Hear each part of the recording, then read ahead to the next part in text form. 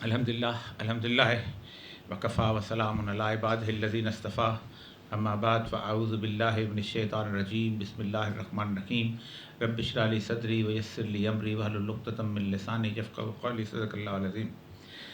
हज़रात गिरामी, पूरी दुनिया भी और हम सब जो हैं आज एक बिल्कुल जिसे कहते हैं फ़ैसला कुन दौर के अंदर दाखिल होते चले जा रहे हैं। एक तो इसकी सियासी और इलाकाई जो है वो तौजीह है कि हम कहाँ जा रहे हैं और क्या सूरत हाल है, और दूसरा इसका ये है कि हम इस वक्त किस किस्म की उफ्ताद का शिकार हैं अल्लाह तबारक व तआला की तरफ से। अल्लाह तबारक व तआला जो है वो किसी भी हुक्मरान को ये नहीं कहता कि वो आप पर जुल्म ख़ुद करता है, वो कहता है कि मेरी इजाज़त ना हो तो कुछ नहीं हो सकता।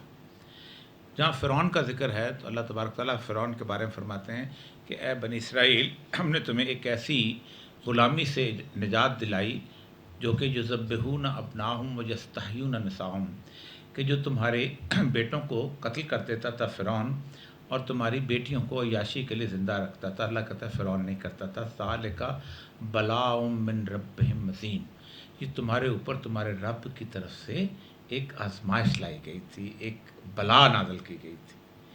तो इसका मतलब ये है कि कोई शख्स जो कि ज़ालिम हुक्मरान हो, कोई शख्स जो कि ऐसा हो कि जो कि तबाह बर्बाद करने वाला हो, आपके हालात ख़राब करने वाला हो, वो उस वक़्त तक आप पर जुल्म नहीं कर सकता जब तक अल्लाह की तरफ से इज़्न नहीं हो जाता। अल्लाह तबारक तआला फरमाते हैं मा असाब मिन मुसीबतिन इल्ला बिइज़्निल्लाह, तुम पर कोई मुसीबत नहीं आ सकती जब तक अल्लाह का इज़्न ना हो जाए, अल्लाह से इजाज़त ना मिल जाए उसको।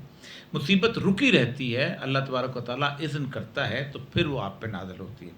और उसकी दो वजूहात होती हैं। एक वजह ये होती है कि अल्लाह तबारक तआला हमें झंझोड़ना चाहता है, और अल्लाह ताला चाहता है कि किस तरीके से आप होश में आ जाएं, किधर आप देखते फिर रहे हो, कभी कुछ करते हो। और दूसरी चीज़ ये होती है कि अल्लाह तबारक तआला बुनियादी तौर पर हमें सज़ा देना चाहते हैं।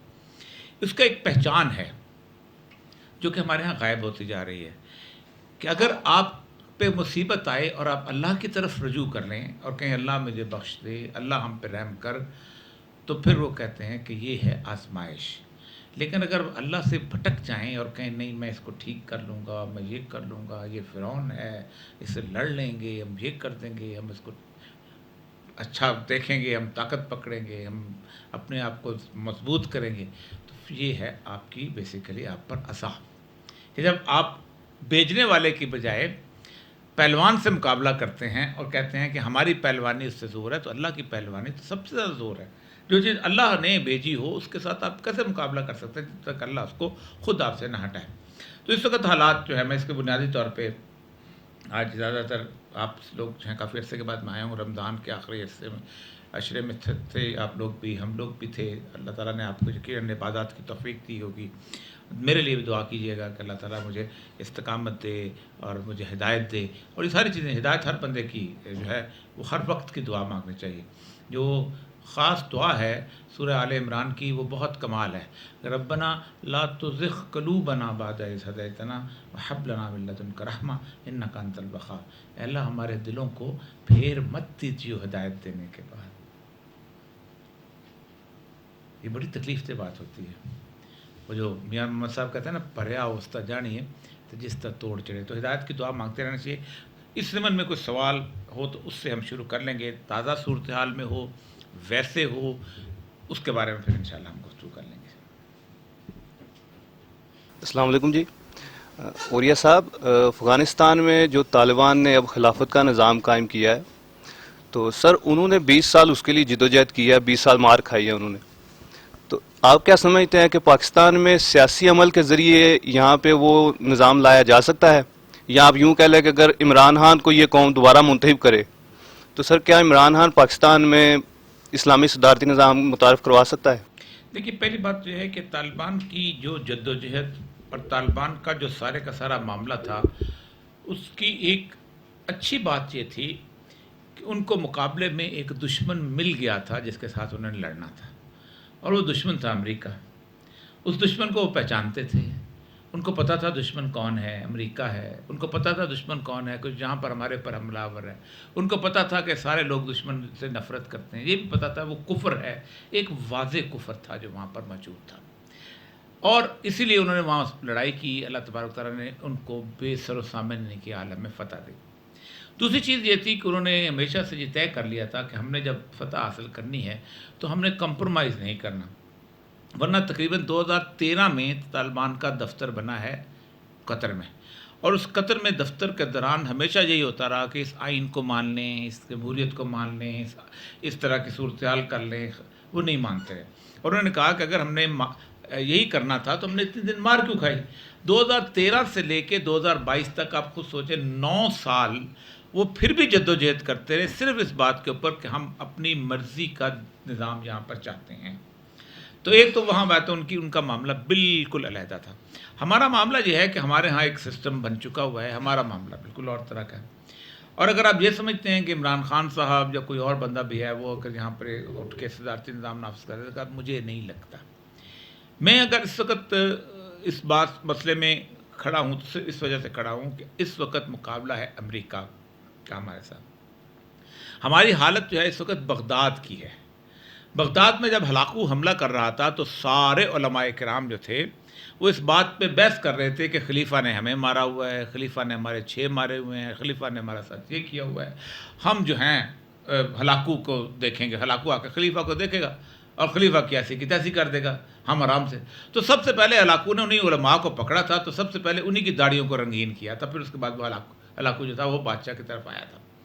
تو ایک بات طے ہے کہ اگر اس وقت خدا نہ خواستہ وہ سال ہوتا ہے جو سری لنکا کا ہوا ہے، میں آپ سوچ نہیں سکتے کہ سری لنکا کے بارے میں ابھی چونکہ میں بہت تفصیل سے اور جگہ گفتگو کر چکا ہوں کہ سری لنکا میں وہ اس وقت پرو انڈین حکومت لا کے انہوں نے بٹھا دی ہے، جنہوں نے آتے ہی سب سے پہلے چائنا کے ساتھ اور پاکستان کے ساتھ مکمل طور پہ اپنے ریلیشن شپ جو ختم کر لیے ہیں کہ بس اب تم جاؤ، اب ہم انڈیا کے ساتھ ہیں.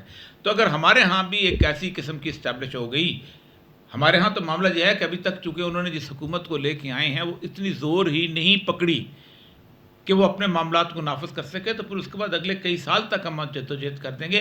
تو امریکہ کو ابھی سے بیک فٹ پہ کر دیا جائے. کیا اگر ہم اس وقت عمران خان کو ختم کر کے نواز شریف لائیں تو کیا اسلام آ جائے گا؟ نہیں آ جائے گا. کیا ہمارے ہاں کسی اور عالم کی حکمرانی آ جائے گی؟ نہیں آ جائے گی. بنیادی طور پہ ہونا چاہیے کہ امریکہ کو تو بھگاؤ یہاں پر اس دفعہ، پھر ہم دیکھ لیں گے کہ عمران خان کی جگہ کس نے آنا، پھر ہماری جدوجہد ہوگی، کامیاب ہوگی، اللہ تعالیٰ نے کامیاب کرنا ہو تو کر دیں گے. لیکن بنیادی طور پر ایک دفعہ اگر آپ قانونی بن گئے، ایک دفعہ اب جو ان کا اس کا نظریہ ہے کہ یہاں سے ایک دفعہ چین کو رخصت کیا جائے. میں ان میٹنگ میں موجود تھا گوادر کی، میں اس وقت گوادر میں ہوتا تھا جہاں رابن رافیل یوں انگلی اٹھا کے کہا کرتے تھے تم بھول جاؤ ہم تمہیں کبھی گوادر کی جو پورٹ ہے اس کو چلانے دیں گے، اور تم بھول جاؤ کہ ہم کبھی چائنا کو جاتے راستے سے کھڑے ہو کے میٹنگ میں ہمارے سامنے کہا کرتے تھے. یہ 2004 2001 2003 کی باتیں اس زمانے میں بلوچستان میں ہوتا تھا. ان کی بھی یہی مقصد ہے کہ ہم تو اگر آپ یہ چاہتے ہیں کہ یہ صورتحال ہے تو پھر تو ٹھیک ہے. پھر تو اب دیکھیں نواز شریف صاحب جو ہے، شہباز شریف صاحب جو ہیں وہ ہیں، ان کو مل گئے. انہوں نے کس طریقے سے، کبھی کسی نے سوچا تھا کہ اس طریقے سے دوبارہ ایک پوری کی پوری صورتحال واپس آ جائے گی؟ تو میرا اس وقت کوئی عمران خان سے دلچسپی نہیں، نہ میری کوئی دلچسپی شہباز شریف سے، نہ کوئی دشمنی ہے. ایک جمہوریت کو میں بنیادی طور پہ کفر سمجھتا ہوں، اور میں سمجھتا ہوں کہ یہ ایسا نظام ہے کہ جو اللہ کی حاکمیت کے مقابلے میں انسانوں کی حاکمیت لے کے آتا ہے، اور اس میں اندر آئین امپورٹنٹ ہے. باقی صدارتی نظام بھی تو بیسیکلی جمہوری نظام ہی ہے نا. لیکن ہمارا حال بغداد والا ہے اس وقت. اگر ہم نے اس وقت ہلاکو کے ساتھ نہ روکا، آپ مجھے یہ بتائیے اگر آپ عمران خان کے حق میں ساتھ نہیں کھڑے ہوں گے تو آپ شہباز شریف کے ساتھ کھڑے ہوں گے. لامالات اسی کے ساتھ کھڑے ہوں گے نا، اسی کو مستحکم کریں گے نا. اگر اس کو مستحکم کریں گے مجھے بتائیے کن نفلوں کا ثواب ملے گا آپ کو. اور میں عمران خان کے ساتھ بھی نہیں، عمران خان کے ساتھ کھڑے ہونے میں کم یہ موجود تو ہے کہ آپ امریکہ کے خلاف لڑ رہے ہیں، آپ عمران خان کے ساتھ نہیں. لیکن یہاں تو آپ امریکہ کے ساتھ کھڑے ہوں گے نا، بے شک شہباز شریف کے ساتھ نہ ہو. تو آپ خود طے کر لیجئے، آپ شہباز شریف کے ساتھ نہیں ہیں لیکن امریکہ کے ساتھ لڑ رہے ہیں، آپ عمران خان کے ساتھ نہیں ہیں لیکن امریکہ کے حق میں لڑ رہے ہیں، تو آپ کو طے کر لینا چاہیے. اس لیے یہ وجہ. جی سر، میرا کویشچن ہے کہ بلوچستان لبریشن آرمی کے متعلق کویشچن ہے. سر اس وقت تقریباً ہم جتنے بھی اسٹوڈنٹس کو دیکھیں، چاہے یونیورسٹی کے اسٹوڈنٹس ہو، چاہے کالجز کے ہوں یا اسکولس کے، جن کا تعلق بلوچستان سے ہے، تو ان کی اس قدر برین واشنگ کر دی گئی ہے کہ وہ کہتے ہیں کہ صرف ہمارے مسائل کا ایک ہی حل ہے کہ بلوچستان کو ایک علیحدہ ملک بنایا جائے، تو اس وقت اس کا کیا حل ہوگا؟ میں عرض کرتا ہوں، دیکھیں پہلی بات یہ ہے کہ میں نے بلوچستان یونیورسٹی میں 5 سال پڑھایا ہے، اور میں وہاں پر 1980 میں گیا تھا، 6 مارچ کو، اور میں وہاں 1984 10 اکتوبر تک وہاں رہا ہوں، تقریباً پونے 5 سال بنتے ہیں۔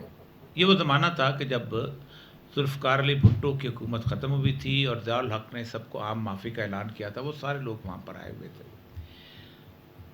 یونیورسٹیز میں ہمیشہ ایسے ہی رہا ہے، ایک برین واشنگ رہی ہے، مستقل رہی ہے، ایک عام آدمی بالکل ان سے مختلف ہے۔ عام آدمی میں وہاں پر اسی بلوچستان کے اندر میں تقریباً 3 سب ڈویژنس کوئٹہ، پشین اور چمن میں اسسٹنٹ کمشنر رہا ہوں، اور 3 ضلعوں میں سبی، چاغی اور مستونگ میں ڈپٹی کمشنر رہا ہوں، اور میں فیلڈ میں کام کیا ہوا ہے۔ بالکل زمینی حقائق بالکل مختلف ہیں۔ یہ ایک گروپ ضرور ہے جس کی بنیاد پہ وہ آگے چڑھ کے نکلتے ہیں۔ آپ کے یہاں وہ ظاہر بات ہے، ان کے ایکسپلوٹیشن کی بات ہے، آپ کے ہاتھ میں چڑھ جاتے ہیں یہاں پر لوگوں کے، وہ آپ یہی کرتے ہیں۔ میں نے بلکہ یونیورسٹی میں کہا بھی تھا ایک لڑکے سے، میں نے کہا تم پنجاب میں کھڑے ہو کے بات کرتے ہو کہ بلوچستان کے حقوق کی، کیا کوئی پنجابی کوئٹہ میں جا کے بات کر سکتا ہے؟ کیا خوددار میں بات کر سکتا ہے؟ یہاں آپ جب بلوچی سبزی کی دکان لگاتے ہو، کیا وہاں پنجاب کے چنے کی، لاہور چنے کی دکان کھل سکتی ہے؟ نہیں کھل سکتی۔ تو نفرت ان کے لیڈر نے پیدا کی ہوئی ہے وہاں پر، اور اس کی خرابی میں ہم لوگوں کا بہت بڑا حصہ ہے۔ مشرف کو میں بنیادی طور پہ سمجھتا ہوں کسی ایجنڈے پہ تھا پاکستان کے، اس نے پاکستان کے ہر علاقے کے اندر ایک ایسے حالات پیدا کیے ہیں جس سے پاکستان کہیں نہ کہیں ٹوٹنے کی طرف نکل جائے۔ اکبر بگٹی واحد پرو پاکستان بلوچ سردار تھا، بہت اچھی دوستی، بھائی سب بہت پیار محبت کا رشتہ تھا، ہمیشہ سے ایک تعلق رہتا تھا۔ آخری دن میں منع کیا کہ نہ کیا جائے، لیکن انہوں نے کیا۔ اس کے بعد ہوا یہ کہ اکبر بگٹی کو وہ غدار کہتے تھے بلوچ، عطا اللہ مینگل بھی کہتا تھا یہ غدار ہے، خیر بخش مری کے بھی کہتا تھا یہ غدار ہے، باقی لوگ بھی کہتے تھے یہ غدار ہے، گل خان نصیر والے بھی کہتے تھے غدار ہے۔ کیوں کہ جب 1973 میں اکبر اختر مینگل کے والد عطا اللہ مینگل کی حکومت توڑی گئی تھی، تو اکبر بگٹی نے گورنری قبول کی تھی، اور اس نے سارا آپریشن اپنی آنکھوں کے سامنے اپنی نگرانی میں آرمی آپریشن شروع کروایا تھا، لیکن اب وہ ہیرو بنا دیا گیا۔ اب یہی ہوا ہے کہ وہاں پر ایک نفرت بڑی آسانی سے انہوں نے پیدا کر لی گئی ہے۔ لیکن عطا اللہ مینگل جاتے ہوئے بڑا اچھا بیان دے گیا تھا، میں نے اختر مینگل صاحب بھی کہا، باقی لوگوں سے بھی کہا، اس نے کہا آزادی حاصل کرنا بڑا آسان ہے، آج آپ کر لیں گے، لیکن آپ اسے سنبھال سکیں گے؟ آپ کو کوئی رہنے دے گا؟ آپ کے اگلے دن یا ایران قبضہ کر لے گا، یا امریکہ قبضہ کر لے گا، یا ایون چین قبضہ کر لے گا، اور آپ وہیں اسے لیوا کرتے ہوئے رہ جائیں گے وہاں پر۔ تو اصل میں وہاں گمبھیر مسئلہ ہے، اور ہماری ایڈمنسٹریشن جو ہے وہ طاقت سے اس کو حل کرنا چاہتی ہے، بالکل نہیں۔ میں ایک بات بتاؤں، ضیاء الحق نے 1977 6 جولائی کو معافی دی تھی، اور اس نے کہا تھا جو بلوچ پہاڑوں پہ اسلحہ لے کے گیا ہوا ہے اسلحہ لے کے بھی آ جائے، جو بلوچ افغانستان گیا ہوا ہے، پٹھان رجستان گیا ہے وہ آ جائے۔ آپ سوچیں میں وہاں پر 2004 تک رہا ہوں، 2004 جولائی میں وہاں آیا ہوں، آپ حیران ہوں گے 500 کلومیٹر ہم بغیر گن مین کے چلتے تھے، رات کو 1:30 بجے 2 بجے اٹھ کے کوئٹہ سے کچلاک میں 12-13 کلومیٹر تھا، بالکل بارڈر کی طرف، وہاں پر ہم چائے کا آڈر تھا، وہاں ہم چائے پینے جاتے تھے۔ کوئٹہ شہر کے اندر فلورا کی دکان پہ رات 3 بجے تک فلوتا چلتا تھا۔ نہ صرف یہ بلکہ افغانستان کے اس دوسرے علاقے کے اندر، مطلب پشاور میں قصہ خانی بازار پہ رونقیں ہوتی تھیں۔ تباہی اس وقت آئی ہے جب 9/11 شروع ہوا ہے دوبارہ، ورنہ 88 سے لے کے 2000 تک جب مہاجرین وہاں پر تھے یہاں امن تھا، اس سے پہلے یہاں دھماکے ہوتے رہے، اور جب یہ بلوچوں کو انہوں نے معافی کا اعلان کیا تو ٹھیک، عام معافی ہی سلوشن ہے۔ یہی ہم نے ان کو کہا تھا جب طالبان برسے دار آئے ہیں کہ آج آپ عام معافی کا اعلان کر دو، جیسے ضیاء الحق نے کی تھی بلوچوں کی، آپ کے یہاں امن ہو جائے گا، لیکن امریکہ کے کہنے کے اوپر ان کی ٹانگیں کانپ جاتی ہیں۔ جنرل شاہد عزیز، اللہ تعالیٰ اس شہید کی مغفرت کرے، آخری دفعہ ہم دونوں ایک اسلام آباد میں سیمینار میں تھے، انہوں نے آن ریکارڈ کہا ہے کہ طالبان نے کوئی معاہدہ نہیں توڑا تھا سوات کا، یہ امریکیوں کے کہنے پر پاکستان کی فوج نے معاہدہ توڑا تھا اور وہاں پر ظلم کیا تھا، زیادتی کی تھی۔ تو اصل مسئلہ یہی ہے کہ ہم نہیں کرنا چاہتے سارا کچھ۔ اچھا، یہ ایک آیا ہے پاکستان میں نظام کی تبدیلی کے لیے کی جانے والی آج تک کی سیاسی غیر سیاسی اور تحریکی جدوجہد کی ظاہری ناکامی کے اسباب اور علامات. اس کی 2-3 وجوہات ہیں. پہلا تو بنیادی طور پر اس کی ظاہری ناکامی کے اسباب یہ ہے کہ آج تک کی پاکستان کی جو 99% جدوجہد ہے وہ جمہوری، سیاسی اور آئینی ہے. مثلاً ایک آئین جو کہ پاکستان میں بنا دیا گیا ہے، جو کہ پاکستان نہیں دنیا کے 190-95 ملکوں کے آئین کی کاپی ہے، اس میں صرف 3-4 شقیں اسلامی ڈال دے، اس کو شراب کی بوتل پہ روح افزا کا ہم نے ٹیگ لگا دیا ہے اور اس کے علاوہ کچھ نہیں ہے. تو ہم اس نظام کے اندر رہ کے ہم اس کو جدوجہد کرنا چاہتے ہیں. ہم سمجھتے ہیں کہ یہ جو چھت ہے، یہ جو بنی جو ہے اس طرح کی ہوئی ہے کہ اس میں ایک ہال بنایا جائے. ہم سمجھتے ہیں اس کے اندر 4-5 کمرے اور شاندار قسم کے بیڈ روم، ڈرائنگ روم نہیں بن سکتے، اس کا سٹرکچر ایسا نہیں. تو ایک تو بنیادی وجہ یہ ہے کہ ساری جدوجہد جو ہے وہ جمہوری اور سیاسی ہے. بہت کم 1% بھی لوگ ایسے نہیں ہیں جو سمجھتے ہیں کہ پاکستان کے اندر نظام اسلام جو ہے وہ کسی پریشر گروپ کے تحت کسی اور طریقے سے بھی نافذ کیا جا سکتا ہے. ہم سے 1000 درجے اچھے تھے کمیونسٹ، جنہوں نے 1920s کے اندر کمیونسٹ پارٹی آف انڈیا قائم کی. اس کے بعد انہوں نے لڑائیاں کیں، ان کے اندر سے بھگت سنگھ جیسے لوگ پیدا ہوئے، ان کے اندر سے اور بہت سارے پرکاش سنگھ بادل جیسے لوگ پیدا ہوئے، ان کے اندر یہاں حسن ناصر جیسے لوگ پیدا ہوئے. انہوں نے مارے کھائیں. ان کی جو شروع میں 1917 کے بعد جو اس سے پہلے جو جدوجہد تھی، ان کے ٹرٹسکی جیسے لوگ پیدا ہوئے، لرن جیسے لوگ پیدا ہوئے، مو سے تونگ سے پیدا ہوئے. ان کو کسی نے نہیں کہا تھا تم شہید ہو جاؤ گے تو جنت ملے گی، ان کو کسی نے نہیں کہا تھا تمہاری حوریں تمہارا انتظار کر رہی ہیں. لیکن ہم وہ لوگ تھے جو انہوں نے کہا نہیں، ہم اس طرح کی مار نہ کھانا چاہتے ہیں نہ کر. انہوں نے اپنے 75 سال میں حکومت قائم کر دی، ہم نے نہیں کی. تو بنیادی طور پر جو ظاہری ناکامی کے اسباب یہی ہیں کہ ہم یہی چاہتے ہیں. دیکھیں نا، ہم کمپرومائز کر کے لوگ. اب میں 3-4 دن سے بڑی تکلیف میں ہوں. ایک سیلیبس میں انہوں نے بہت مشکل تمام اسلامیات کی اور سیرت نبی کی کتابیں میٹرک میں انہوں نے عمران خان کی گورنمنٹ نے ڈال دی تھی. اب شہباز شریف صاحب نے آتے ہی وہ دونوں جو ہیں وہ ختم کر دیے. پاکستان میں سے ایک بھی مذہبی جماعت نے احتجاج نہیں کیا. میرے منہ پہ تھپڑ مارا انہوں نے، منہ پہ. شفقت محمود جیسا سیکولر لبرل کہتا ہے کہ اس نے غلط کیا. تو یہاں اسلام آئے گا؟ ہماری سیاسی مسلطیں نہ سراج الحق صاحب نے کیا ہے، نہ فضل الرحمان صاحب نے کیا ہے، نہ کسی اور مدرسے والے نے کیا. یہ کیا ہو گیا؟ یہ ہیں ہماری سیاسی مجبوریاں. آپ مجھے بتائیے، آپ نے ایک دن کے لیے نفاذ اسلام کے لیے کوئی جلوس نکالا ہو؟ جمہوریت کے لیے نکالا ہے آپ نے؟ آئین کی بقا کے لیے نکالا ہے آپ نے؟ نام اس کے لیے جس ایک بندے نے نام لیا تھا شریعت کا کہ شریعت نافذ ہونا چاہیے، اس کے ساتھ جامعہ افسر سے حشر کیا ہوا؟ اس نے کوئی دوسرا نام لیا تھا. کتنے لوگ ہوں گے جامعہ افسر کے اندر؟ کتنا بڑا جرم کر لیا تھا جامعہ افسر نے. ایک عورت کو اٹھایا، اس کو کہا کہ تم یہاں پر آؤ اور تم وہاں پارلر نہیں چلاؤ گی. آپ کے گھر کے اندر ایک محلے کے اندر ایک عورت پارلر چلا رہی ہو اور اس کے 4 بدماش آ کے روز اس پارلر میں، تو آپ کیا کہیں گے؟ پہلے ایس ایچ او کو کہیں گے اس کو نکالو، نہیں ہوگا تو بی بی سے درخواست کریں گے، یا لوگوں سے محلے والے سے کہیں گے یار اس کو نکالو، بڑا گند ہو گیا. یہی کیا تھا. دوسرا، ان لوگوں کو کہا تھا کہ سیڈیز جو ہیں. اس کے علاوہ آپ مجھے بتائیے کہ پورے جامعہ افسا کے لال مسجد کے اندر سوائے اس کے کہ ایک لائبریری میں جا کے بیٹھ کے وہ سارے کے لوگوں کو سزا ہو بھی جاتی تو 6 مہینے سے زیادہ سزا نہیں ہوتی تھی. جرم کیا تھا؟ کہتا کہ شریعت نافذ کو. صرف نعرہ بلند کرنا نہیں چاہتا. آپ سوچ سکتے ہیں کہ مشرف کہتا ہے کوئی زیادہ بندے نہیں مرے یار، 97 لوگ مرے ہیں. جو لوگ ہوتے ہیں ہمارا ریکارڈ ہے، اور مرے تو ہزاروں میں سے تھے. تو ٹھیک ہے، وہ اپنا اجر لے کے آئے، اشاق گئے وعدہ فردہ لے کر، اب انہیں ڈھونڈ چراغ زیبا لے کر. ہم نہیں ہیں بھائی. ہمارا معاملہ یہی ہے کہ ہم بنیادی طور پر ہمارے اندر سے ہر سیاسی پارٹی اس لیے اللہ اور اس کے رسول کا کھل کے نام نہیں لیتی کہ کہیں اگلے الیکشن میں ان کو ووٹ کم نہ ملے پڑے. مجھے سب سے اچھی امید تھی سعد رضوی کے طریقے لبیک کی کہ ان کے خواجہ اعظم علی صاحب نے بڑا کمال کیا. صرف اس لیے 2 جگہوں پہ نہیں بولے کہ کہیں ووٹ نہ. ایک سیالکوٹ کو میں نے فون کیا کہ کنڈیم کرو اس کو، یہ غلط ہوا ہے. اللہ کے رسول صلی اللہ علیہ وسلم کی کبھی خواہش نہیں تھی، صرف اس لیے کہ کہیں ہمارے ووٹ کم نہ ہو جائیں. اور ابھی بھی کس لیے نہیں بول رہے کہ ہم کہیں عمران کی حمایت نہ کریں. میں نے کہا عمران کی حمایت کا مسئلہ ہی نہیں ہے اس وقت، مسئلہ امریکہ کا ہے.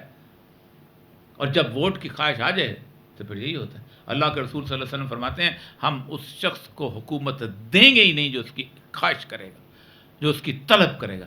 ہوتا کیا ہے, جا کے پارلر سے جا کے تیار ہوتے ہیں اور فوٹوگرافر سے جا کے تصویریں کھنچواتے ہیں اور شاندار قسم کی خوبصورت تصویریں ہوتی ہیں اور وہ اخباروں کے پوسٹروں پہ لگتی ہیں اور ساتھ نعرے ہوتے ہیں, سب مزے آتے ہیں. اور کیا چیز ہے, لطف اس لیے نہیں ہو رہی. جی عمران خان کا جو بیانیہ وہ دے رہا ہے وہ لوگوں کے دلوں میں گھر کر رہا ہے, بالخصوص جوانوں کے دلوں میں. سر آپ نے ایک پوری تاریخ دیکھی ہے, آپ نے کام کیا ہے, آپ یہ سمجھتے ہیں کہ جو جوان اس وقت جو ہے وہ موٹیویٹ ہو رہے ہیں آج سے پہلے کسی تاریخ میں ہوئے تھے؟ دیکھیں یہ تیسری دفعہ ہے پاکستان میں, اور لیکن ان باقی دو سے سب سے زیادہ ہے. اس کی وجہ, پہلی دفعہ سب سے زیادہ بڑی موومنٹ چلی تھی 1966 میں. 10 جنوری 1966 کو تاشکند کا معاہدہ ہوا تھا, اور 16 جنوری کو جب شاستری فوت ہوا ہے تو ایوب واپس آیا تھا, تو بھٹو کے اختلافات شروع ہوئے تھے, اور اگست میں اس نے انکار کر دیا تھا کہ میں تمہارے ساتھ نہیں چل سکتا ہوں, اور وہ باہر آ گیا تھا. اور اس نے پنڈی سے ٹرین پکڑی تھی اور اس نے کہا تھا, ایک نعرہ لگایا تھا کہ ایوب خان نے پاکستان کی جیتی ہوئی جنگ تاشکند میں میز پہ ہار دی. اس وقت تک ایک بہت بڑی اپوزیشن جو تھی گزشتہ 8-9 سال سے جدوجہد کر رہی تھی. اس میں ممتاز دولتانہ جیسے لوگ تھے, مفتی محمود جیسے لوگ تھے, خان عبدالولی خان جیسے لوگ تھے, جی ایم سید جیسے لوگ تھے, شیخ مجیب الرحمان جیسے لوگ تھے, نور الامین جیسے لوگ تھے, خواجہ ناظم الدین جیسے بہت بڑے بڑے لوگ تھے. یہ وہ لوگ تھے جو پاکستان کی پالیٹکس سے بھی چاہیے. ایون خدان چیز سورورتی اس وقت تھوڑا میرا خیال زندہ تھا, ہاں جی, وہ بعد میں 67 میں کہیں فوت. تو یہ سارے لوگ موجود تھے. اس کے باوجود ذوالفقار علی بھٹو جو تھا اس نے ان کو آؤٹ کلاس کر دیا تھا. لوگ بھول گئے تھے, کہتے لیڈر تو ایک ہی آیا, اور پنڈی سے چلا تھا, لاہور پہنچتے پہنچتے وہ ہیرو بن چکا ہوا تھا. پھر اس کے بعد ہوا یہ, تو وہی ایٹیچیوڈ تھا جو آج عمران خان کا ہے, بھٹو کا بھی وہی تھا. ایوب خان نے جب حالات خراب دیکھے, نوابزادہ نصر اللہ خان کو اس نے کہا کہ گول میز کانفرنس بلاؤ, گول میز کانفرنس بلائی گئی. شیخ مجیب الرحمان کو رہا کروایا گیا, اگرتلہ سازش کیس واپس لیا گیا. اس نے مولانا مودودی, سارے جتنے لوگ تھے سب وہاں اس میں شامل ہوئے تھے. بھٹو نے کہا تھا میں اس اگرتلہ سازش کیس, میں اس گول میز کانفرنس میں شامل نہیں ہوں گا, یہ عوام کا سودا ہے. پیدا ہو گیا تھا اور وہی جیتا, باقی نہیں جیت سکے. دوسری دفعہ ہوا تھا 1977 میں. 7 مارچ کو الیکشن تھے, 7 یا 3 مارچ کو, میں سے یا 7 مارچ کو. 7 مارچ کو قومی اسمبلی کے الیکشن ہوئے تھے. رات کو پاکستان نیشنل سائنس الائنس جو تھا, پاکستان قومی اتحاد, انہوں نے کہا کہ دھاندلی ہوئی ہے, ہم صوبائی اسمبلی کا بائیکاٹ کریں گے. آپ حیران ہوں گے کہ 11 مارچ کو ہو کا عالم طاری ہو گیا تھا. تمام پولنگ اسٹیشنوں کے اوپر لوگوں نے بتا دیا تھا کہ بائیکاٹ ہوتا کیا ہے. بڑے بڑے لوگ جو تھے وہ ان کے فالوور نہیں گئے تھے, 10 بندے نہیں گئے تھے. حالانکہ لوگوں کے پیسے لگے ہوئے تھے, الیکشن لڑ رہے تھے, نہیں گئے تھے. برادری ہوتی ہے, کوئی رائیوں کے لوگ جٹوں کے نہیں گئے تھے کہ ڈرتے تھے. اور اس کے بعد ہوا یہ تھا کہ 7 مارچ سے لے کے 6 جولائی تک موومنٹ کا لیول یہ ہوتا. لیکن ان دونوں موومنٹس کے اندر وہ والا چارج صورتحال نہیں تھی جو آج ہے. آج لوگوں کے ریئیکشن کراس کنٹری ہے. آج کی صورتحال ایسی ہے کہ بالکل میں اس طرح کی میں نے نہیں دیکھی اپنی زندگی کے اندر, اس کے ابرپٹلی 10 اپریل کی رات کو لوگ نکلے ہوں اور ایک دم نکلے ہوں, بغیر کسی آرگنائزیشن کے نکلے ہوں, بغیر کسی کال کے نکلے ہوں. اس کا مطلب یہ ہے کہ پاکستان کا عام طبقہ جو ہے وہ مصلحت کوش نہیں ہے اس وقت. وہ نہ سیاسی پارٹیوں کا لیڈر ہے, نہ کوئی مذہبی رہنما ہے, نہ وہ سجادہ نشین ہے, نہ وہ کوئی ووٹ کے چکر میں بیٹھا ہوا ہے. اس کو پتہ ہے اس کے ساتھ زیادتی ہوئی ہے, وہ باہر آ گیا. عمران خان ڈاؤن سلائڈ پہ تھا, پاپولیرٹی کی مسئلہ ختم ہو چکا ہوا تھا, پھر واپس آ گیا کیونکہ ان کو نظر آ گیا کہ ایک ہی بندہ ہے کہ جو کھڑا ہوا ہے, اور گزشتہ کئی سالوں سے کوئی بندہ کھڑا نہیں. ان کو نہیں پتہ. اس قوم نے 20 سال امریکی غلامی کے آئیڈیل دیکھے ہیں. دیکھیں, جو بندہ کوئٹہ میں رہتا ہے اس کو نہیں پتا تھا کہ میں جب ہنا لیک جایا کرتا تھا تو رستے میں ایک خالد بیس آتا تھا, وہاں سے مجھے روک لیا گیا کیونکہ وہاں امریکی بیٹھے ہوئے ہیں. جو بندہ جیکو آباد میں رہتا تھا اس نے نہیں پتا چلتا کہ جیکو آباد میں امریکی آ کے بیٹھ گئے تھے, وہاں سے ڈرون اڑتے تھے. جو بندہ شمسی میں تھا اس کو نہیں پتا تھا. جو بندہ ویسے پاکستان میں رہتا تھا اس کو نہیں پتا تھا کہ گوانتانامو بے میں کس کس کا بچہ جو تھا وہ یہاں سے اٹھا کے لے کے چلے گئے تھے. جو بندوں بارڈر کے ساتھ رہتے تھے اس کو نہیں پتا تھا امریکہ نے افغانستان میں کیا کیا. سب جانتے ہوتے ہیں لوگ, لوگوں کو پتہ ہوتا ہے کہ کیا کیا جا رہا ہے. ہم لوگوں کو بیوقوف سمجھ رہے ہوتے ہیں, اور لوگوں کا وہ ایک طویل عرصے کا جو ریئیکشن تھا جو وہ باہر آیا ہے. اور میرا خیال ہے کہ یہ اس تحریک جیسی اگر یہ اس کو روکنے کی کوشش کی گئی یا کچھ کہتے بہت خوفناک ہو سکتی ہے. السلام علیکم. میرا آپ سے کوشچن ہے کہ آپ نے جو بک کا حوالہ دیا اور آپ سے بہت لوگوں نے دیا کہ نو ایکسٹ فرام پاکستان، یہ بروس ریڈل کی ہے کہ ڈینیل مارکیس کی ہے؟ میں نے بروس ریڈل کیا ہے. لیکن میں نے سرچ کیا تو ڈینیل کی اس پہ میرے خیال میں اس بندے کو دیکھا، مجھے یاد نہیں شاید، لیکن وہ کتاب کافی عرصے پہلے آئی تھی، میں نے پڑھی ہوئی ہے کتاب. ایک سیکنڈ میں بتاتا ہوں کس کی ہے. میں نے ہو سکتا ٹھیک ہوگی آپ ٹھیک کہہ رہے ہوں گے، میں غلط بھی ہو سکتا ہوں اس میں.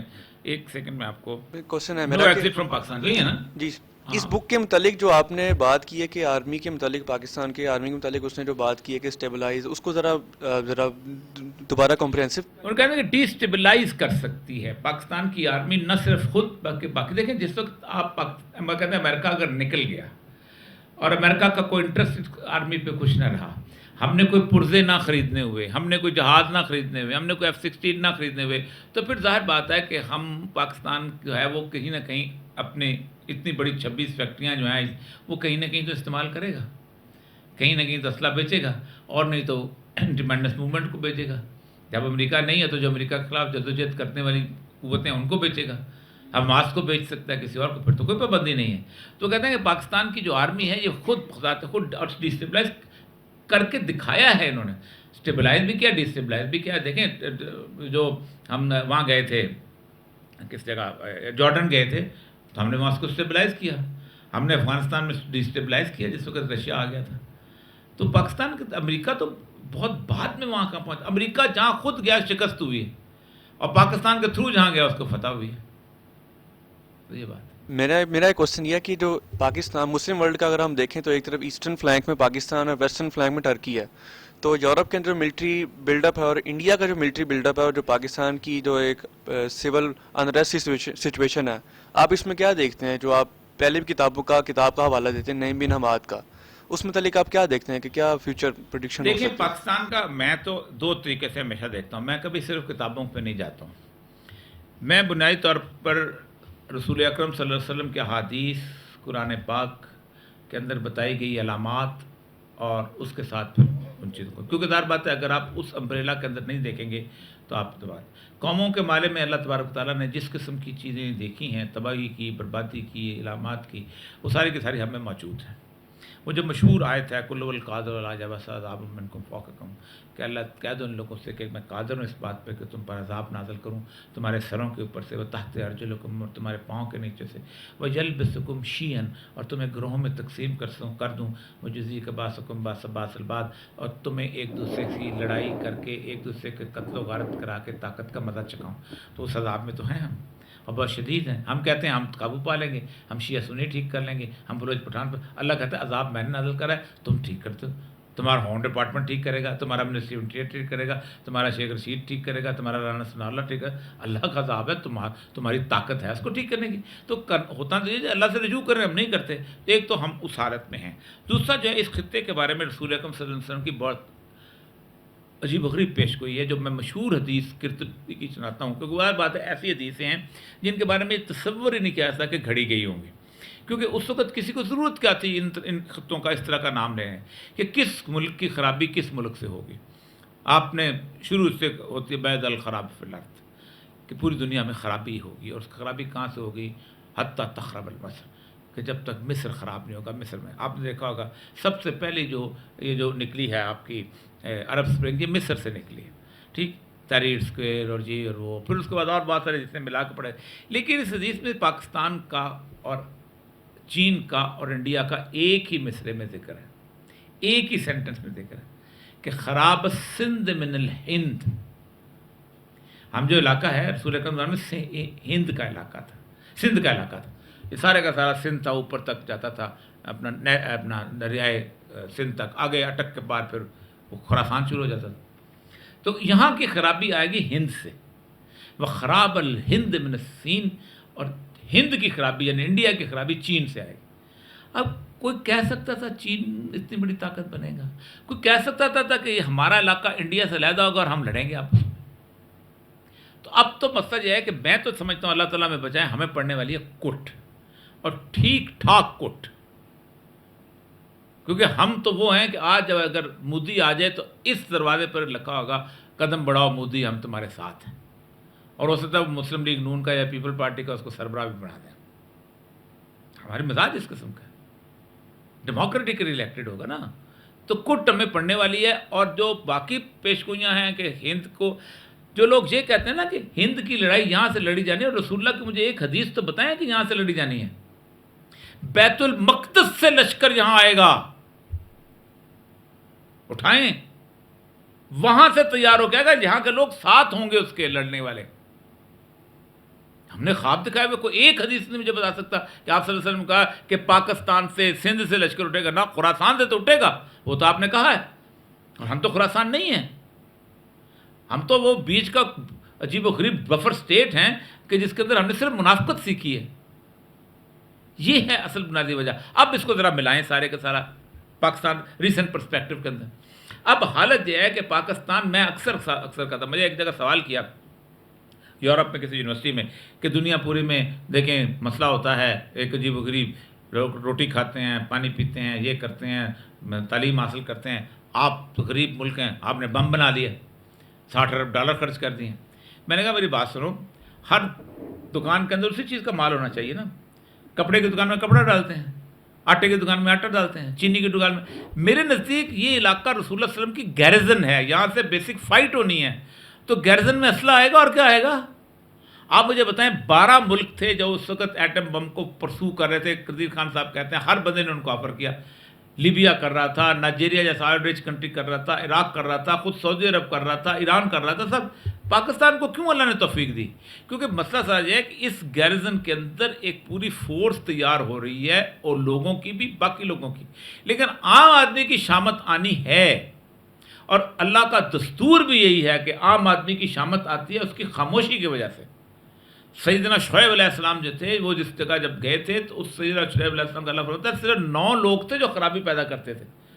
اللہ نے کہا شعیب باہر آ جاؤ, اور پوری کی پوری بستی الٹتی تھی. آپ سوچ سکتے ہیں. اللہ رسول صلی اللہ علیہ وسلم کی ایک حدیث سناتا ہوں کہ اللہ تعالیٰ کبھی بھی کسی بستی پر اس وقت تک ایک عذاب نازل نہیں کرتا, مسند احمد بن حنبل کی حدیث ہے, جب تک ان میں ایک عیب پیدا نہ ہو جائے کہ وہ حالات بدلنے کی اہلیت رکھتے ہوں, برائی کو روکنے کی اہلیت رکھتے ہوں تو نہیں رکھتی. پھر وہ اللہ کہتا ہے, پھر وہ اللہ ہر خاص و عام پہ عذاب نازل کرتا ہے. اتقوا فتنۃ لا تصیبوا الذین منکم خاصہ, ڈرو اس وبال سے, ڈرو اس عذاب سے جو صرف ان لوگوں پر آئے گا جنہوں نے یہ بربادی پیدا کی ہوگی, بلکہ ہر ایک پہ آئے گا. تو چپ رہنے پہ بھی اللہ کو بہت مسئلہ ہوتا ہے. جو مشہور بیکی کی حدیث ہے وہ کمال ہے کہ اللہ تعالیٰ نے حضرت جبریل علیہ السلام کو حکم دیا کہ جاؤ فلاں فلاں بستی پہ عذاب نازل کرو. جبریل چلے گئے تو وہاں ایک شخص بہت عبادت گزار, عابد و زاہد تھا. حدیث کے الفاظ ہے کہ اللہ کے پاس جبریل واپس گئے, فَطُرْفَتْ عَيْن, کہ اس نے آنکھ جھپکنے جتنا گناہ نہیں کیا. ہمارا جھپکنے ہے نا, عربی میں یوں کر کے ہوتا ہے, طرفت عین یعنی آنکھ یوں سے یوں کرنے کا. اس نے آنکھ گھمانے جتنا گناہ نہیں کیا. اب اس سے بڑا کوئی عابد و زاہد ہو سکتا ہے؟ اس سے بڑا کوئی چلہ ہو سکتا ہے کسی کا؟ اس سے بڑی کوئی عبادت گزاری ہو سکتی ہے؟ اللہ کے الفاظ سنیں. اللہ فرماتے ہیں یہ وہ بدبخت ہے کہ جو خود عابد و زاہد تھا لیکن میرے نام کی غیرت پر اس کے چہرے کا رنگ نہیں بدلتا تھا. اس کو پٹکو اور پوری بستی اس کے اوپر پٹک دو. یہ اس چیز کا عذاب ہمیں ملنے والا ہے. ہم نے وظیفے کیے ہیں, ہم نے اپنا چلے کیے ہیں, ہم نے عمرے کیے ہیں. کرو, کرنا چاہیے. یہ اس لیے ہوتے ہیں تاکہ آپ آئندہ لوگوں کے لیے تیاری پکڑو. یہ اس لیے نہیں ہوتے کہ آپ نے رات کو 5000 درود کی یا تسبیح کر لی اور صبح اٹھ کے آپ اس تاغوت کے ساتھ بیٹھے. آپ تو نوکری تاغوت کی کر رہے ہو. یا آپ عمرہ کر کے آ گئے اور آ کے پھر اس نے آپ نے سودی کاروبار شروع کر دیا, آپ نے کوئی اس کے لڑائی نہیں کی.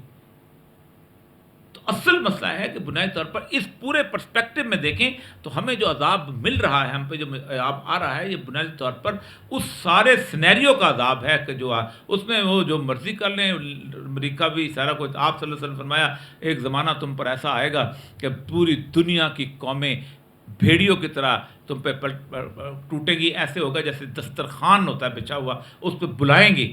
تو صحابہ نے پوچھا یا رسول اللہ ہم تعداد میں بہت کم ہو جائیں؟ میں تمہاری تعداد تو گنتی میں بھی نہیں آئے گی, لیکن تمہاری حیثیت اس خس و خاشاک کی طرح ہوگی جیسے پانی کے اوپر بہنے والے تنکے ہوتے ہیں.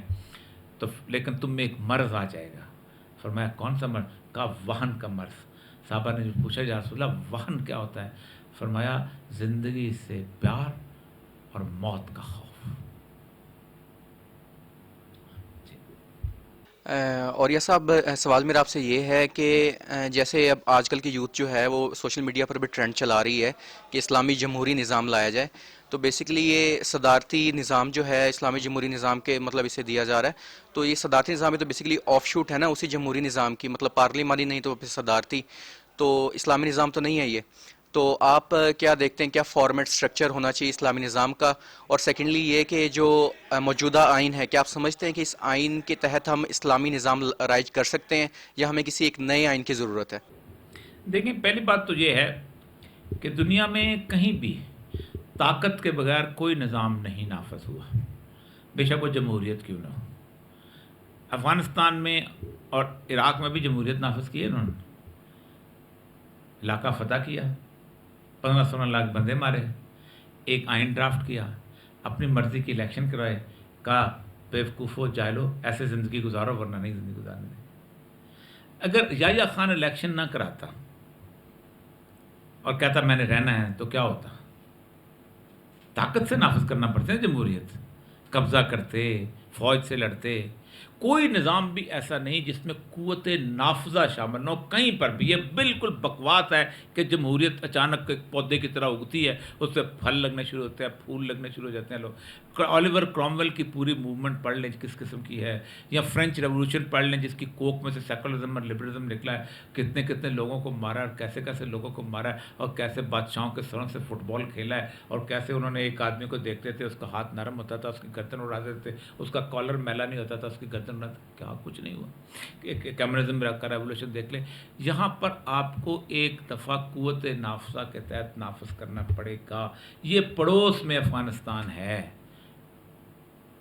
انہوں نے سوچا، مجھے کسی نے کہا جی یہاں پر جب تک بڑی مزے کی بات کی، بہت بڑے عالم دین ہیں، ہم ایک سیمینار میں اکٹھے تھے تو تقریر کر کے نکلے کہ جب تک سارے لوگ اکٹھے نہ ہوں، بریلوی، دیوبندی، سنی، شیعہ، تو ہم دین کے نصاب کے.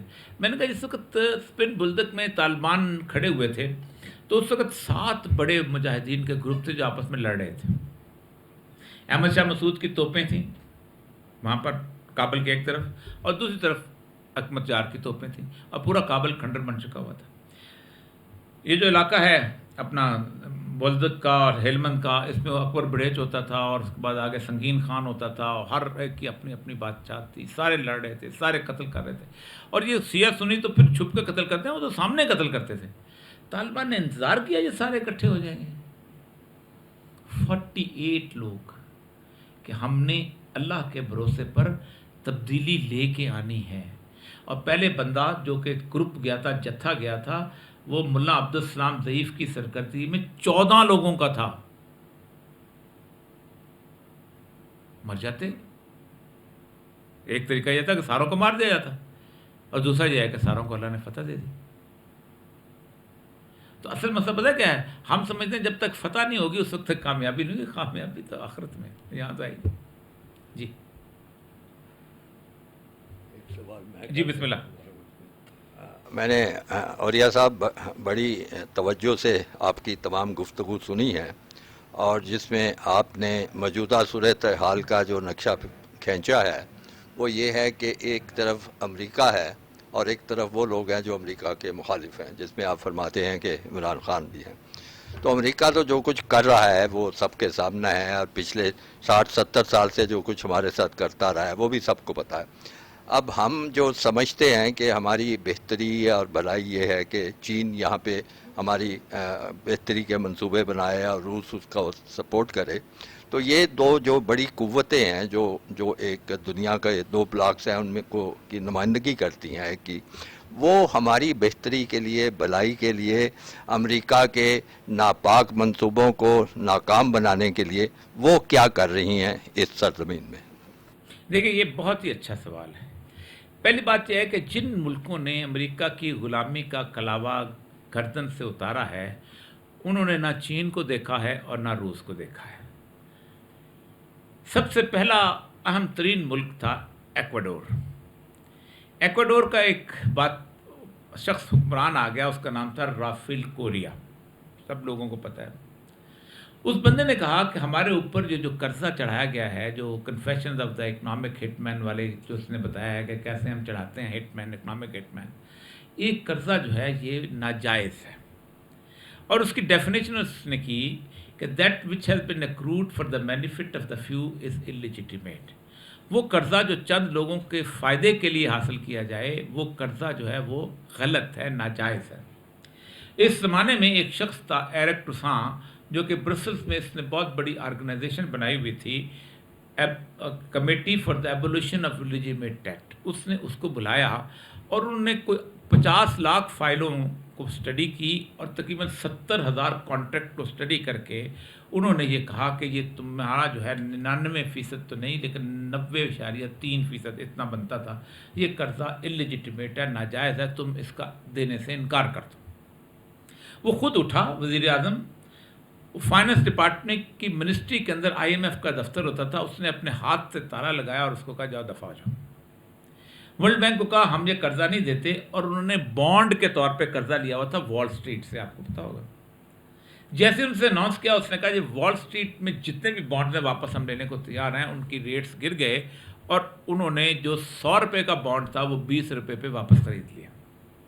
جب وہ واپس خریدا تو اس سے ان کا بجٹ جب امپروو ہوا تو اس کے ساتھ پوری دنیا وہاں پہنچی اور نیگوشیٹ کیا. جتنے بھی فائنینشیل لینڈرز تھے دنیا کے, جن میں پیرس کلب تھا, باقی تھا, انہوں نے کہا جی ہم بیٹھ جاتے ہیں. 88% لون پہ اگریز کیا کہ یہ جعلی ہے. نہ وہ اٹامک پاور تھا, نہ اس کی 7 لاکھ فوج تھی, نہ وہاں کوئی باجوہ تھا, کوئی نہیں تھا, سارے وہی تھے, اسی طرح کے لوگ. نہ اس نے کوئی انڈیا سے جنگ کی ہوئی تھی, نہ مرد مجاہد جاگ ذرائع وقت شہادت آیا وہ پڑھتے تھے. اس کے بعد دوسرا ملک اٹھا جس ملک کا نام تھا برازیل. اس نے بھی اس کو کہا اس نے کہا I'll cut down the Amazon forest and pay you the money. یہ میں امیزون کا جنگل کاٹ دوں گا اور تمہیں پیسہ دے دوں گا. اس نے کہا these are lungs of the world, یہ تو دنیا کے پھیپھڑے ہیں. اچھا, تو پھر ان پھیپھڑوں سے جو تم آکسیجن لیتے ہو نا, اس کا تم کرایہ پے کرو مجھے. لیڈرشپ یہ ہوتی ہے.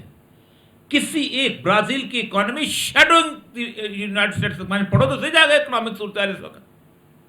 امریکہ کو اپنا ڈالر پرائس یہاں پہ یوں رکھنا پڑتا ہے کہ کہیں برازیل کی چیزیں نہ آ جائیں. تو ایک بات تو یہ ہے کہ آپ کے اندر کتنی کرج ہے, اس کو آپ کرج نہیں ہے. 2.80 کروڑ گاڑیاں ہیں اس ملک کے اندر, جن میں سے 50% باہر سے آتی ہیں. ان گاڑیوں میں 5 ٹائر لگتے ہیں. کتنے ہو گئے؟ 14-15 کروڑ بنے. یہ 14-15 کروڑ ٹائر باہر سے آتے ہیں. ایک مثال میں صرف آپ کو دے رہا ہوں. ہم تو تعیش پسند لوگ ہیں, ہم امریکہ کو انکار کر سکتے ہیں؟ ہمیں تو ایک دن گاڑی کا AC ہمارا نہ چلے تو ہم تو کہتے ہیں یار زندگی عذاب ہو گئی. ان ملکوں نے, جن ملکوں نے اٹھائیں ذرا, یہ 630 دفعہ فیڈرل کاسترو کے اوپر اٹیکس ہوئے ہیں CIA کے, 630 دفعہ. یہاں تک اس کے سگار کے اندر انہوں نے بم لگا کے رکھا, سارا کچھ کیا. مر گیا کاسترو, کھڑا رہا. اس کو تو چلو روس نے سپورٹ کر لیا. میں جن ملکوں کا نام لے رہا ہوں انہوں نے ان کو کوئی سپورٹ نہیں کیا تھا روس کا. ہمارے میں یہ کہا گیا ہے کہ آپ اپنی زندگی گزاریں جاپان کی طرح یا ساؤتھ کوریا کی طرح. لیکن ان کو پتہ نہیں نا کہ ہمارے پاس ایک ایٹم بم میں ایک فوج ہے. جاپان اور کوریا کے پاس یہ چیز نہیں تھی. ہم اس طرح کی چیزیں نہیں گزار سکتے. ہمارے ہاں جھونکے ہیں. آپ دیکھیں کہ سری لنکا کا حال کیوں ہوا. سری لنکا کی پوری جمہوریت کی جو لعنت ہے اس پوری کی پوری نظر. سری لنکا میں کبھی فوج نہیں آئی. سری لنکا میں ایک پورچگیز آئے تھے سب سے پہلے. پورچگیز نے وہاں آ کے قبضہ کیا. ایک فیملی تھی, ان کو پسند آ گئی. وہ فیملیز نے اپنا نام جو تھا وہ دیاس رکھنا شروع کر دیا, جو پورچگیز نام تھا. اپنا سنہالی نام بھی چھوڑ دیا. انہوں نے برسدار کیا. اتنے میں 1956 کے آس پاس 48 میں ایک پارٹی بنائی بندرا نائکے اور ان لوگوں کے نے, اور انہوں نے اس کے اندر الیکشن لڑنا شروع کیا. 56 میں وہ بندرا نائکے کا جو میاں والد تھا وہ آیا, مسز بندرا نائکے, جو آپ نے نام سنا ہوگا مشہور. وہ برسےدار آیا. 3 دفعہ انہوں نے اس سے عیاشی کی. پورا خاندان جو ہے آتا رہا. ابھی جو ہے 2005 سے پکسا خاندان آیا اسی پارٹی کے اندر.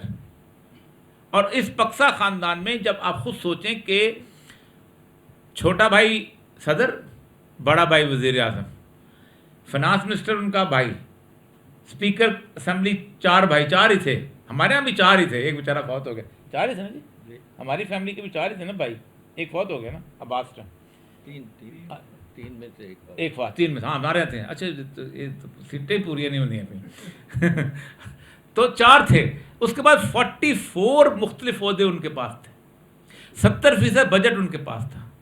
حالت یہ تھی کہ انہوں نے وہی کام کیا جو ہم نے کیا، کہ قرضہ لیا اور وہ جناب بڑے بڑے پروجیکٹ شروع کیے، یہ موٹر وے بنا، یہ ہبن توتا کی جو ہے وہ بنا، کیا نام ہے، پورٹ بنا، اس کے بعد سرندیپ کے مختلف قسم کے ٹورسٹ اسپاٹ بنا، واپس کیا کچھ کیا. اور ہونا یہ چاہیے تھا کہ لوگوں پہ ٹیکس لگا کے واپس کرتے، وہ ٹیکس نہیں لگا، انہوں نے کہا ٹیکس لگائیں گے تو ہمارے اپنے بندے آ جائیں گے. اب حالت یہ ہوئی کہ اس کے اوپر انہوں نے پھر قرضہ لیا اور عام بینکوں سے لیا. جس وقت یہ آخری وقت آیا تو 51 ارب روپیہ قرضہ ہو چکا ہوا تھا، اور 10 ارب روپیہ جو تھا ان کا کرپشن کا وہ باہر لے جا چکے ہوئے. اب ہوتا یہ کہتے ہیں جی انہوں نے دیکھیں آئی ایم ایف کو گئے تھے تو وہاں مسئلہ ہو گیا، آئی ایم ایف نے انکار کر دیا تو ڈوب گیا. ڈوبا اس لیے کہ انہوں نے اپنی کرپشن کا پیسہ واپس نہیں لیا تھا. اگر وہ ایکواڈور کی طرح کرپشن کا پیسہ واپس لے لیتے تو آج وہاں پر سٹیبل ہوتے. یہ نہیں ہو سکتا کہ آئی ایم ایف تمہاری عیاشیوں کے لیے تمہیں پیسے دے. انہوں نے جب کہا، اب اس وقت انڈیا کی وہاں پر مکمل ہیجمنی آ چکی ہے. چین نے بھی یہی کہا، اس نے کہا یہ نہیں ہو سکتا، $500 بلین لے لو، تم سٹیبلائز کر لو. یہ نہیں ہو سکتا کہ ہم تمہارے اللے تللوں کے لیے اپنا ہارڈ اینڈ منی جو ہے آپ کو دے دیں. کوئی ملک، چین ہو یا امریکہ ہو یا کوئی ہو، وہ اپنا پیسہ آپ کی تعیش پسندی کے لیے دے، وہ خود ضرور کھائے گا. لیکن ہم تو وہ بدقسمت لوگ ہیں کہ جو ایڈ میں سے کرپشن لیتے ہیں، خیرات میں سے کرپشن کمیشن لیتے ہیں. آپ اٹھا کے دیکھ لیجیے، آپ کی رپورٹیں دیکھ لیں، UNHCR کی رپورٹیں دیکھ لیں. یہ افغان مہاجرین کا گھی کس نے بیچا مارکیٹ کے اندر؟ یہ افغان مہاجرین کے خیمے کس نے بیچے ہیں مارکیٹ کے اندر؟ یہ ان کا آٹا، چینی، چاول کس نے بیچے ہیں مارکیٹ کے اندر؟ ہم تو سیلاب زدگان کے پیسے بیچنے والے لوگ ہیں. تو خصلتیں دیکھیں اور کھڑا ہونا دیکھیں، ایسی بات نہیں ہوتی.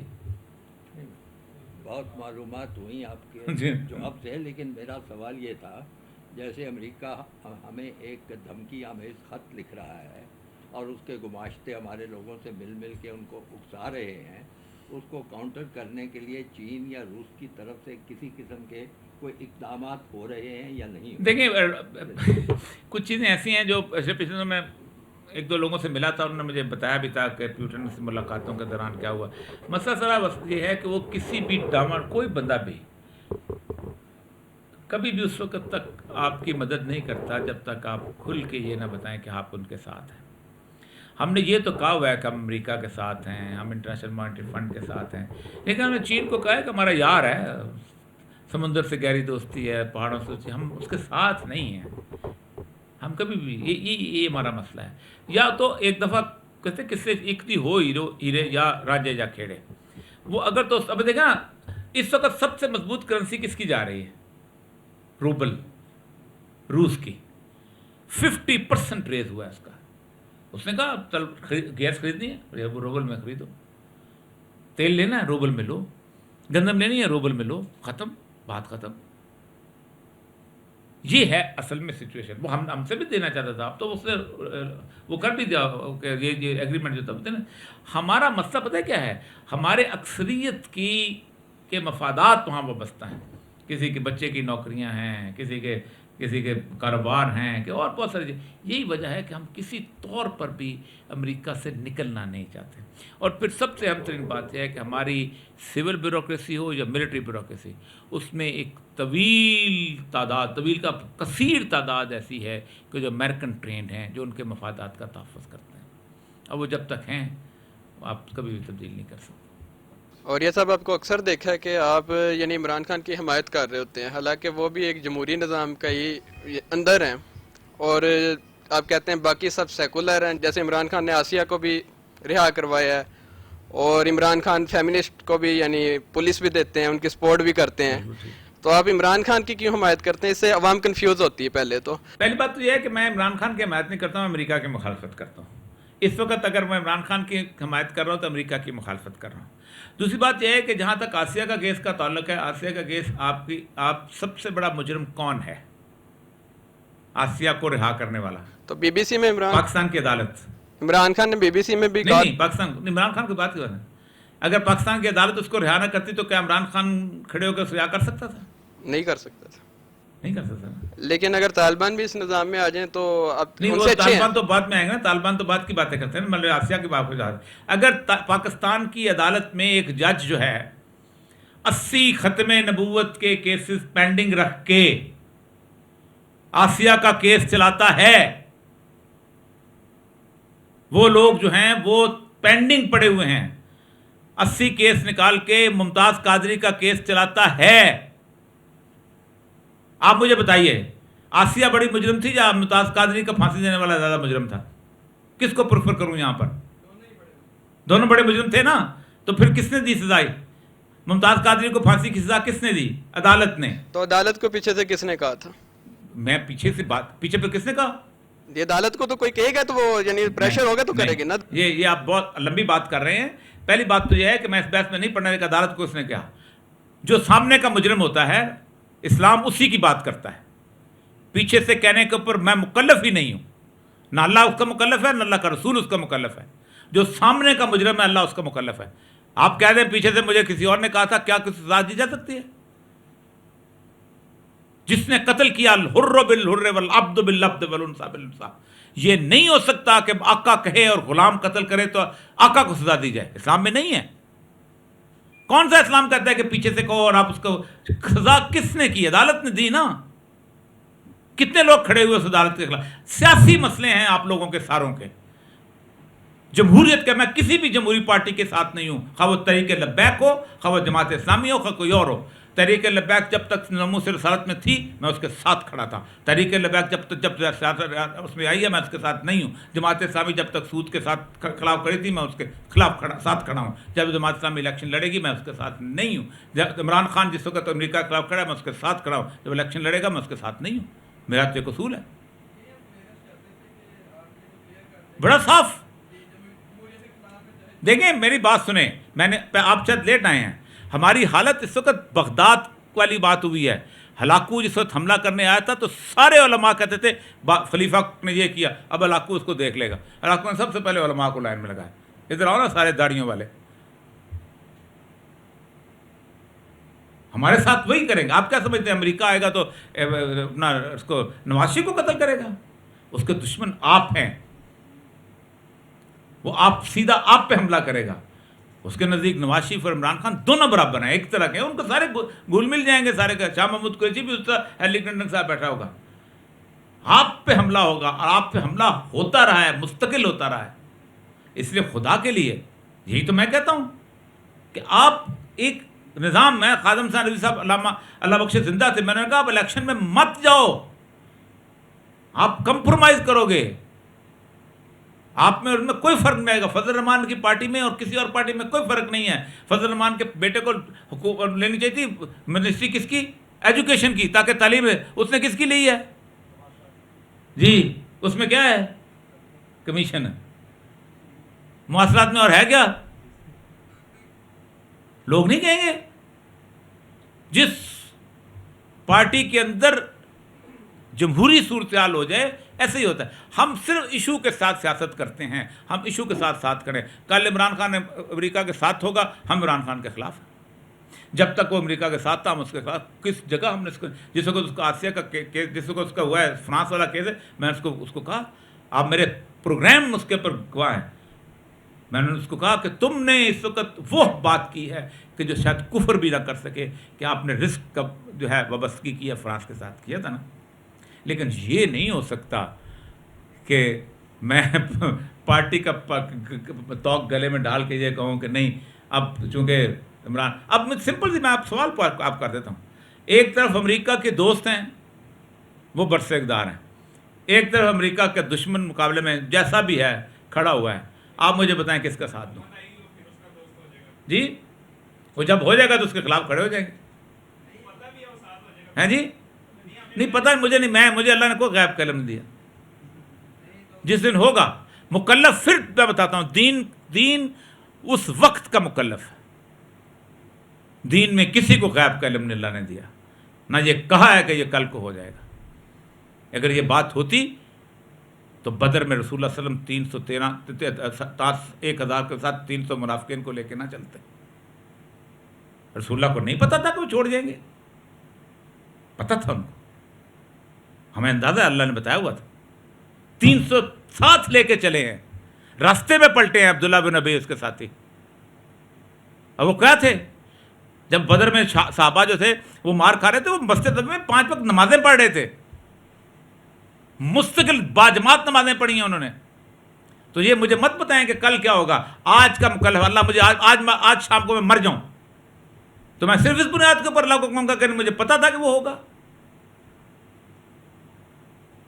اور یہ مقبول چاند صاحب، آج کل جس طرح کے حالات ہو رہے ہیں، ہم سب کو کافی لوگ اس کا موازنہ کر رہے ہیں 1977 کے ساتھ۔ ہم لوگ تو اس وقت پیدا بھی نہیں ہوئے تھے، لیکن آپ ظاہرہ جانتے ہوں گے وہ ساری موومنٹ کہ پی این ای کی تحریک چلی اور بھٹو صاحب کو اس کے بعد پھانسی بھی لگا دی گئی۔ اب اس وقت جس طرح کے حالات تھے کہ گرفتاریاں ہوئیں اور پھر لاہور میں مارشل لا لگانا پڑا تھا، غالباً بریگیڈیئر نیازی تھے جنہوں نے منع کر دیا تھا کہ میں گولی نہیں چلاؤں گا۔ آج ہم جس طرح دیکھ رہے ہیں کہ سیال کوٹ میں عثمان ڈار صاحب کو بھی گرفتار کر لیا گیا ہے۔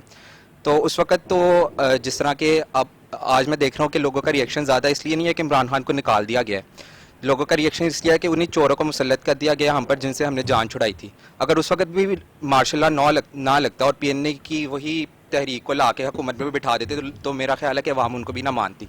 اس وقت تو فوج بھی یہی چاہتی تھی کہ مارشل لا لگ جائے، لیکن آج کہتے ہیں جی فوج نہیں چاہتی کہ مارشل لا لگے، لیکن ظاہرہ سب کو پتہ ہے کہ اس ریجیم چینج میں اسٹیبلشمنٹ بھی ساتھ تھی، ان کے بغیر تو یہ کام ہو نہیں سکتا تھا۔ تو آپ کس طرح دیکھ رہے ہیں اس حالات کو موازنہ کر کے؟ دیکھیں سری لنکا میں اور پاکستان میں ایک فرق اس وقت ہو گیا اور بہت غلط ہوا ہے۔ سری لنکا میں فوج کے اوپر لوگوں کا اعتبار تھا، فوج آگے